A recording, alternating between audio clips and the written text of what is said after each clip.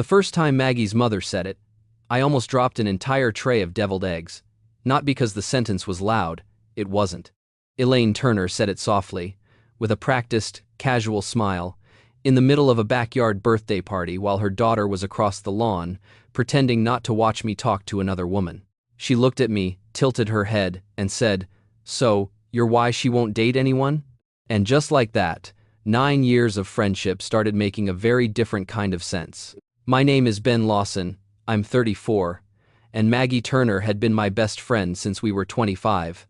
We met at a charity trivia night in Nashville, where she accused my entire team of cheating because we knew too much about state capitals. I told her maybe she should study harder. She told me maybe I should develop a personality beyond geography. We were friends by the end of the night.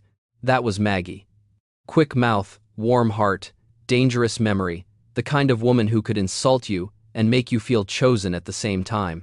She worked as a middle school counselor, and I ran logistics for a regional furniture company. Very different worlds, except somehow our lives kept overlapping until eventually nobody bothered asking why I was at Turner family events anymore. I just was. Thanksgiving? Ben was there. Maggie's niece's school play? Ben was there. Elaine's birthday cookout? Apparently, also Ben. People always had opinions about that. My brother once watched Maggie walk into my apartment, kick off her shoes, steal the blanket from my couch, and say, "You live like a man who thinks lamps are government surveillance." Then he asked me, "Are you two in love or just aggressively weird?" I told him to mind his business, which was easier than telling him I did not fully trust the answer myself. The truth was, Maggie had become the most stable part of my adult life, without either of us making a formal decision about it. She knew my coffee order, my mother's birthday, the way I got quiet when work got bad, and which old country songs I claimed to hate but never skipped. I knew her too. I knew she bought birthday cards 2 weeks early and forgot to mail them. I knew she cried when kids at school improved, but pretended allergies were involved. I knew she hated being called sweet, because people used that word when they didn't want to admit she was strong. I also knew she hadn't seriously dated anyone in almost 2 years. I just didn't know I was part of the reason. At least, not until Elaine said it. The party was for Maggie's father, who had turned 65 and insisted he didn't want a big thing, which in Elaine speak meant she invited 30 people and rented folding chairs. It was late summer, still hot enough that the ice in the lemonade kept giving up immediately. Kids ran through sprinklers, and someone's uncle was losing a serious argument with a grill. The whole yard smelled like charcoal, cut grass, and too many side dishes. I was by the picnic table arranging food because Elaine had pointed at me and said, "You're tall, be useful." A woman named Kelly had been helping me. She was a friend of Maggie's cousin, nice, pretty, easy to talk to in that polite, surface-level way that makes older relatives start building fantasy weddings in their heads before dessert is served. Kelly laughed at something I said. Across the yard, Maggie looked over only for a second, but I saw it. Then she looked away too fast and pretended to listen to her aunt. Elaine saw it too. Mothers are terrifying that way. She stepped beside me, took a deviled egg from the tray, and said, "Kelly seems nice." "She does," I said, giving her a careful look. "Elaine, what?" "I'm just making conversation." "You never just make conversation." She smiled, completely unbothered. "That's because conversation is more useful when it has a purpose." I should have left right there. Instead, because I am a man with poor survival instincts around Turner women, I asked, "And what's the purpose?" Elaine glanced toward Maggie, then back at me. "So, you're why she won't date anyone?" The tray shifted in my hands. I caught it before the eggs became casualties. "I'm sorry?" Elaine's smile stayed gentle, which somehow made the sentence worse. "You heard me." I looked across the lawn again. Maggie was still talking to her aunt, but her eyes flicked toward us once more. She looked irritated now. Not at me exactly. More like she knew her mother had started something and she couldn't hear enough to stop it. "I don't think that's true," I said. Elaine took another egg. "Of course you don't. Men like you never do until somebody says it in plain English." I stared at her. Men like me? Decent, loyal, and emotionally cautious to the point of public inconvenience. Before I could answer, Kelly walked back over with a stack of plates. "Need any help?" Elaine's expression changed instantly into warm hostess mode. Oh, honey, thank you. Kelly smiled at me. I think your friend's aunt wants everyone for photos. Right, I said, grateful for the interruption and annoyed by it at the same time. But Elaine wasn't done. As Kelly stepped away, Elaine leaned closer and said, still softly, "Ask yourself why my daughter looks at every woman near you like she's being asked to applaud her own replacement." Then she walked off, just left me there with deviled eggs, a plastic tablecloth, and a sentence I could not put back where it came from. A few minutes later, Maggie appeared beside me. She wore a yellow sundress and had her hair pulled back loosely with one strand falling near her cheek. She looked casual, bright, familiar, and suddenly, familiar felt dangerous. "What did my mother say to you?" she asked. "Why do you assume she said something?" "Because you look like a man who just got audited by a church lady. That is, uncomfortably close." Maggie's eyes narrowed. "Ben." Across the yard, Elaine called for everyone to gather near the patio for photos. Maggie didn't move, neither did I. And for the first time in 9 years, I looked at my best friend and wondered if everyone else had been seeing something I had trained myself not to name. The family photo situation did not help. Elaine lined everyone up near the patio with the kind of smiling authority usually reserved for air traffic control. Parents in chairs, siblings in the back, kids in front pretending not to be sticky, and cousins drifting in and out of formation like it was a military exercise designed by chaos. Maggie ended up beside me. Not unusual, that was part of the problem. For years, none of it had felt unusual. Where she stood, how easily she reached for my wrist to move me half a step to the left, the way her shoulder brushed mine while her mother adjusted people like centerpieces.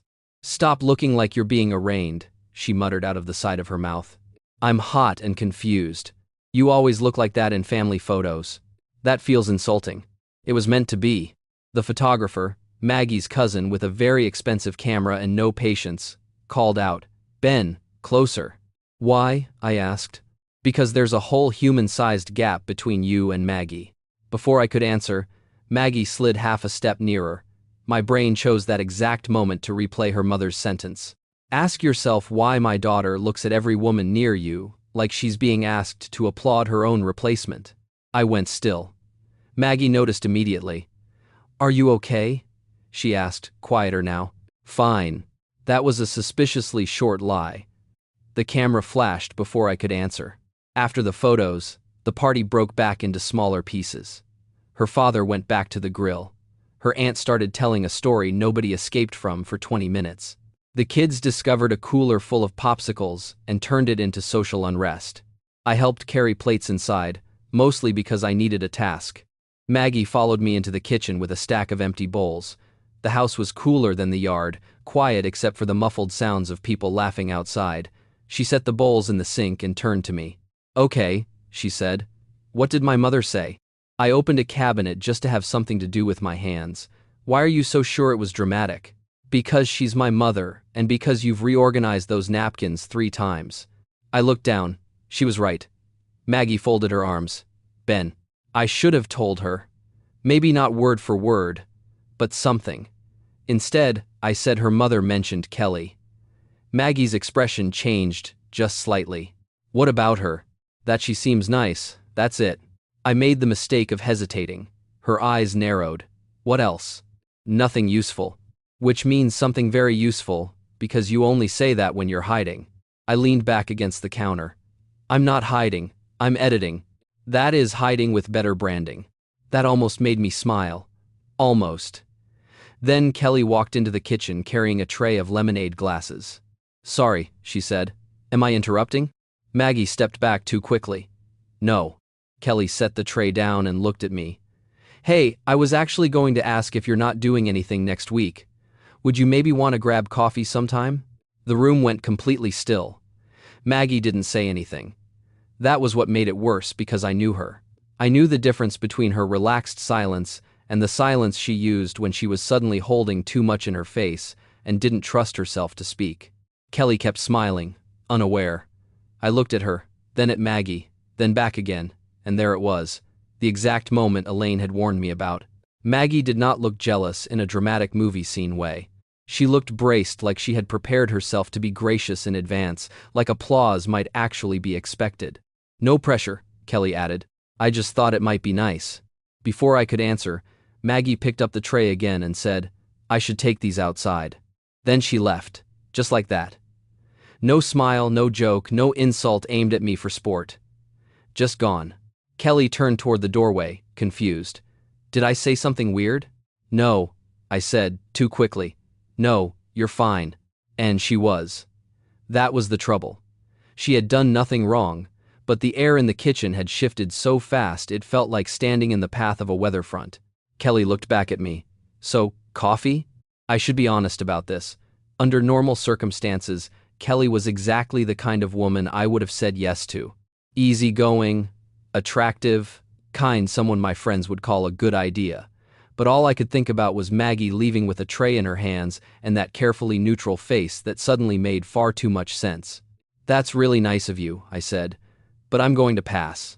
Kelly studied me for a second, then smiled in a way that suggested she understood more than I wanted her to. Got it, she said. For what it's worth, I think your answer was already in the room before I asked. And then she left too. I stood alone in the kitchen for a moment, staring at the doorway like it might explain itself. Outside, I could hear Maggie laughing too brightly. That worried me more than if she had looked upset. I found her later near the side gate, collecting empty cups into a trash bag like she had appointed herself the cleanup crew for emotional reasons. I can do that, I said. My voice sounded sharper than I intended. I'm carrying garbage, Ben. Sharp is part of the uniform. I reached for the bag. She let me take it, but only after a second of resistance. Neither of us looked at the other. Then I said, Kelly asked me for coffee. I figured. I said no. That got her attention. She turned to me fast enough that a strand of hair came loose and caught against her cheek. Why? The question came out too quickly, too personally. We both heard it. So she added, I mean, why? She seems perfectly nice. She is. Then why not? I looked at her. Really looked at her. At the tension she was pretending wasn't there. At the way her fingers tightened around the edge of the trash bag. At the fact that 9 years of friendship had apparently left me stupid in some directions, and very alert in others. I don't know, I said. It was true, just not complete. Maggie held my gaze for a second longer than felt safe. Then she looked away and said, softer now, my mother needs a hobby. I gave a short laugh. That feels unrelated. It's not. Before I could answer, Elaine called from the patio. Maggie, sweetheart, come help me with the cake. Maggie closed her eyes briefly, like a woman receiving a burden from heaven. Then she looked at me one last time and said, if she said something weird, don't listen to her. And because I was suddenly tired of being careful, I asked, what if she was right? Maggie froze. Not dramatically, just enough. Then she turned toward me, her face unreadable, and asked very quietly, right about what? Maggie's question stayed between us. Right about what? The yard was loud behind her. Kids yelling, her father laughing near the grill, Elaine calling for cake with the fake innocence of a woman who had absolutely engineered half the emotional damage of the afternoon.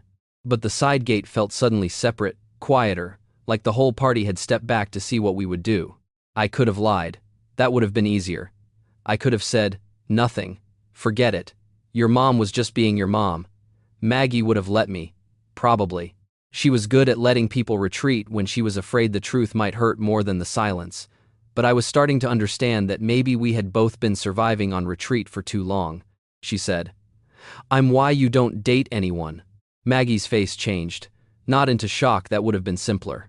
It changed into recognition. Like she had known exactly what her mother said before I said it, and had been hoping I would be too careful to repeat it out loud. She looked toward the patio. Of course she did. That's all you're going to say? What do you want me to say, Ben? The truth would be helpful. Maggie laughed once, but there was no humor in it. Helpful for who? For both of us, maybe. She looked at me then, really looked, and for the first time all afternoon, I saw the hurt under the sharpness. You want the truth? She asked. Yes. The truth is, I don't know how to answer that without humiliating myself. That hit harder than I expected. I stepped closer, but she lifted one hand slightly. Not a full stop, just a warning. So I stayed where I was. Maggie, I said quietly, you're not humiliating yourself. You don't get to decide that. Fair. She looked down at the grass, then back at me. Do you know how many times people have assumed we were together? Yes. No, I mean really assumed. Not joked, not teased. Assumed. Her voice stayed low, but it carried years of weight now. My coworkers, my cousins, my neighbors, parents at school events, your mother, my mother, everyone. And every time, I laugh it off, because that's what we do. I swallowed hard. She went on. And every time I laugh it off, I feel a little more ridiculous. I didn't know what to say, so I did the smartest thing available. I shut up. Maggie's eyes had gone bright, but she didn't cry. She wouldn't. Not here. Not with a birthday party 10 yards away and her mother weaponizing cake in the background. I tried dating, she said. I did. I went out with men who were perfectly nice. Men I should have liked. Men who texted back and had stable jobs and didn't say anything alarming about crypto. A small, sad smile touched her mouth. And every single time, I'd come home and want to tell you about it. Not because the date was good, but because talking to you afterward was better. That sentence landed clean through me. Maggie, no. Let me finish before I pretend I didn't say it. She took a breath. I stopped dating because it felt dishonest. Not to them. To me. I was sitting across from these men, comparing every laugh, every silence, every small kindness to someone who had already become the standard without even asking to be. The yard noise blurred behind us. I thought about every woman I had almost dated. Every time I had found a reason not to follow through. Every time a conversation had been perfectly pleasant and somehow empty because it did not feel like Maggie leaning against my kitchen counter, insulting my lamps. Maybe Elaine had not only exposed Maggie, maybe she had exposed both of us.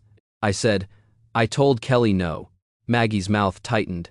You said that already. I'm saying it again because I need you to understand why I didn't even have to think about it. She looked at me sharply. I kept going before I could lose my nerve. She was nice, pretty, easy to talk to. There was nothing wrong with her, but I held her gaze, and all I could think was that saying yes would feel like lying in front of you. Maggie went very still. That was the first time I saw hope reach her face before fear could stop it. Then she whispered, Ben, don't say things like that unless you mean them. I know. No, you don't. Her voice shook just slightly. You can survive being careful. I can't survive almost anymore.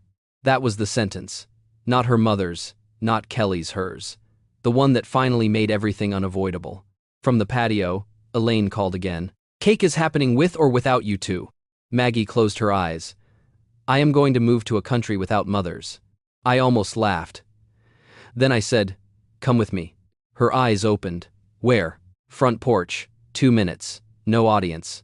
We're at my father's birthday party and your mother is clearly running emotional warfare through dessert. That got the smallest, real smile out of her. Good point. We walked around the side of the house to the front porch, where the noise from the backyard softened into something distant. The street was quiet. Late sunlight stretched across the driveway. For a moment, it felt like being outside the life we had known just long enough to tell the truth about it. Maggie stood near the porch railing, arms folded, face turned toward the road. I stopped beside her. Then I said the thing I should have said years ago, if I had been less afraid of losing what I already had. You're not the only one. She turned her head. I held her gaze. You're not the only one who compares people. You're not the only one who goes on dates and feels like you're doing an impression of someone available. I let out a long breath. And you're not the only one who has been hiding behind the word best friend because it was safer than asking for more. Maggie's eyes filled fast this time. Ben? I don't know exactly when it changed, I said. Maybe it didn't. Maybe it was always building and we just kept calling it habit. But I know this. When your mom said I was why you wouldn't date anyone, the reason it scared me is because part of me already knew I was using you the same way. Her voice came out small. Using me how? As the reason no one else felt right. She looked at me for one long second, then she laughed once through tears she was trying not to let fall. I hate that my mother is going to be unbearable about this. She already was. I know. We stood there, close but not touching, both of us carrying 9 years to the edge of something we could not joke away. Then Maggie looked at my mouth, just once, before looking back at my eyes. And from inside the house, Elaine's voice floated through the open window. Ben, if you're going to finally kiss my daughter, please do it before the candles melt. Maggie's face went completely red. I stared at the window. Then Maggie whispered, I'm going to disappear into the ocean. We're in Tennessee, I'll find one. And somehow, even with the worst possible audience nearby, I realized I didn't want to wait another year, another month, or even until after cake. I looked at Maggie and said, for the record, I had imagined this with less commentary from your mother. Maggie covered her face with both hands. I cannot believe this is my life. Really? With Elaine as your mother? She dropped her hands and gave me a look. Strong point. That made us both laugh. And maybe that was what saved the moment from becoming too fragile. Because yes, everything between us had changed in the last 10 minutes. Yes, my heart was beating like I had just stepped off a roof. Yes, Maggie was standing close enough that all the old rules between us suddenly looked paper thin. But it was still us. We could still laugh. We could still find each other inside the panic. Maggie looked toward the open window, then back at me. She's listening. Probably. My whole family is probably listening. Almost certainly. That makes this impossible. I looked at her for one long second. No, I said. It makes it imperfect. Her expression changed. That landed somewhere real. Because we had spent years waiting for a perfect version of this, hadn't we?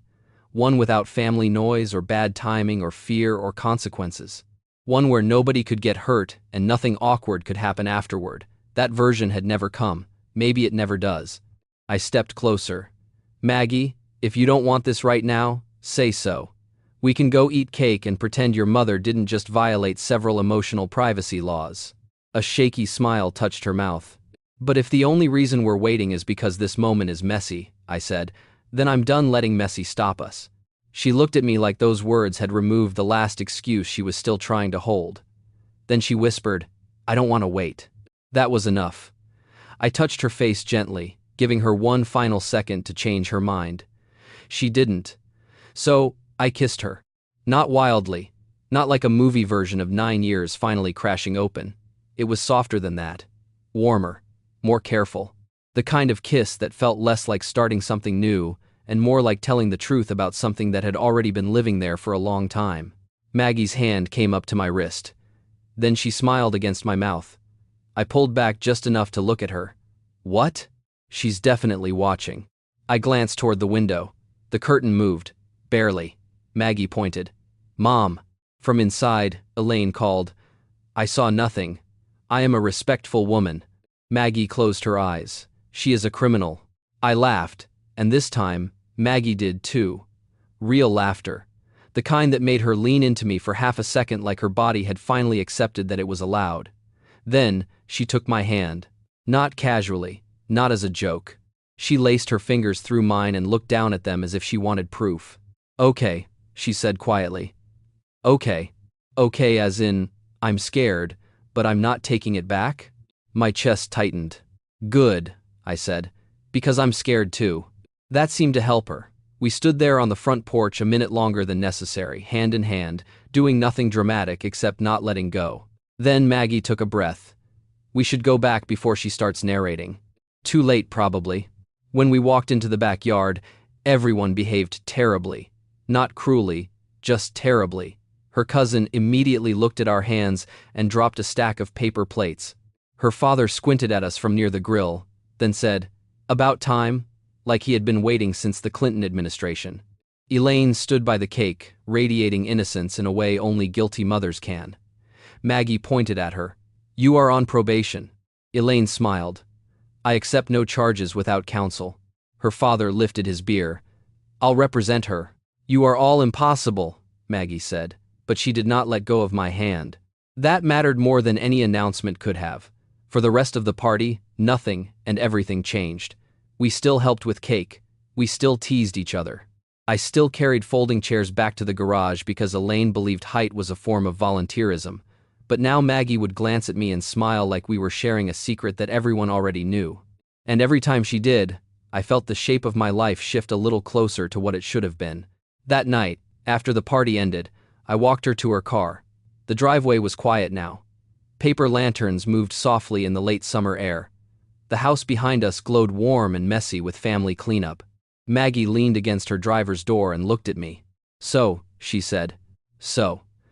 Are we doing the thing where we over-discuss this until it becomes weird? I smiled. Probably a little.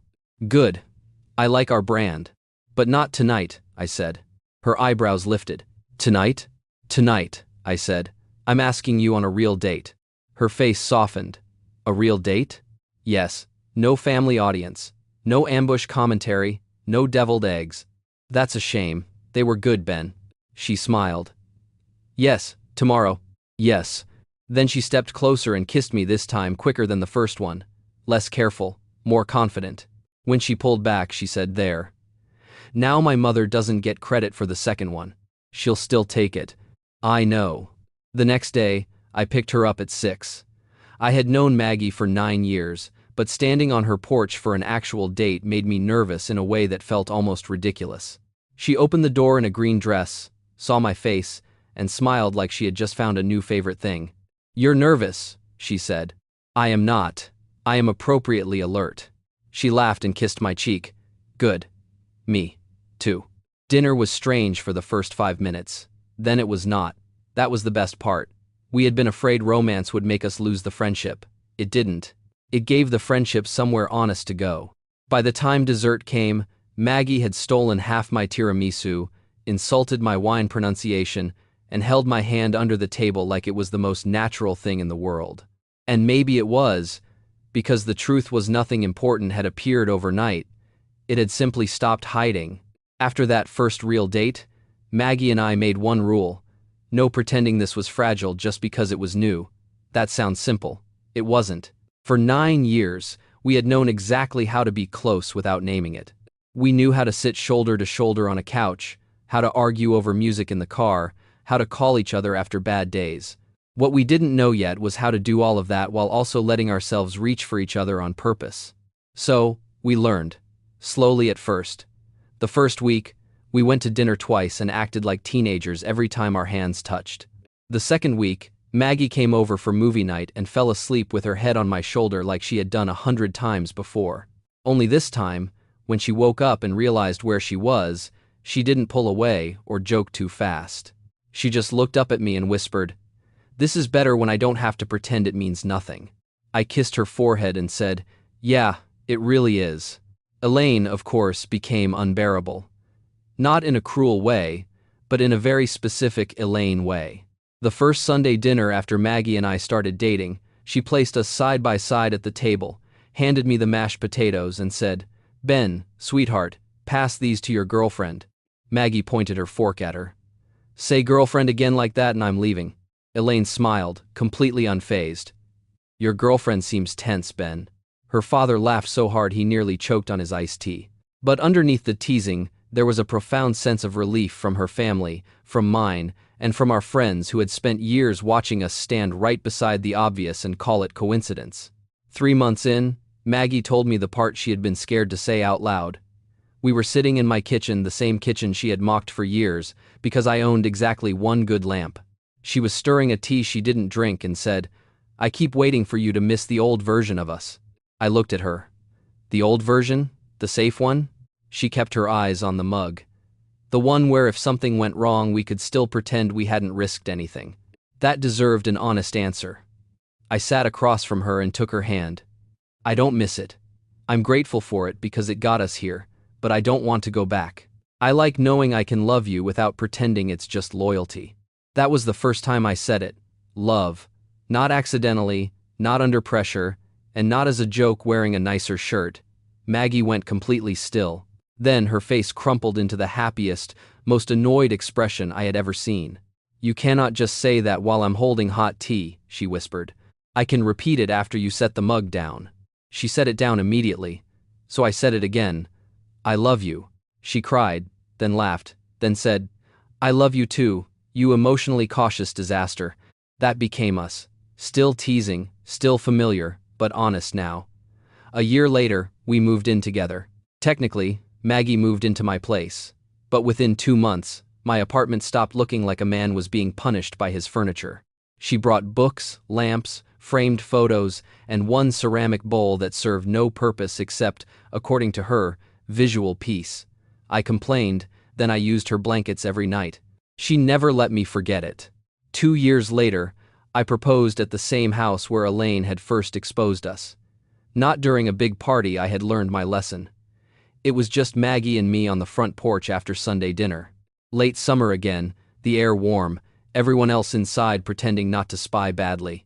I told her I had spent years thinking the safest thing I could do was keep her exactly where she was, my best friend, my constant, my almost. Then I told her the truth. That was never safety. That was fear with good manners. And I don't want to be polite with the rest of my life. I want to be yours. Maggie stared at me, eyes already shining. Then the front window curtain moved. She turned her head and yelled, "Mom!" Elaine's voice came from inside. "I am admiring the landscaping." Maggie looked back at me, half laughing, half crying. "You planned this here?" I thought it was thematically appropriate. "You're ridiculous." "Yes. And I love you." "Yes," she laughed, real and bright, holding out her hand before I even finished opening the ring box. "Yes, Ben." Elaine took full credit at the wedding, obviously. In her toast, she said, "Some people need a little push. These high needed a full maternal investigation." Maggie buried her face in her hands. I stood up, lifted my glass and said, "In fairness, the investigation was accurate." Years later, people still ask when we knew. Maggie says she knew before I did. Elaine says she knew before both of us and has witnesses. I say I knew the day Kelly asked me for coffee, and my first instinct was not curiosity, but a strange kind of guilt, because some part of me already understood I belonged to the woman standing 10 feet away pretending she didn't care. But the truth is simpler. I think I knew slowly in grocery aisles, in late-night calls, in family photos, and in all the small, ordinary moments where Maggie had already become the person I wanted beside me before I was brave enough to ask her to stay. What would you have done if your best friend's mom looked at you and told you that you were the reason her daughter wouldn't date anyone? Have you ever had someone else see the truth between two people before they were brave enough to admit it themselves? Tell me your story in the comments. If you like this one, leave a like, subscribe, and I'll see you in the next story.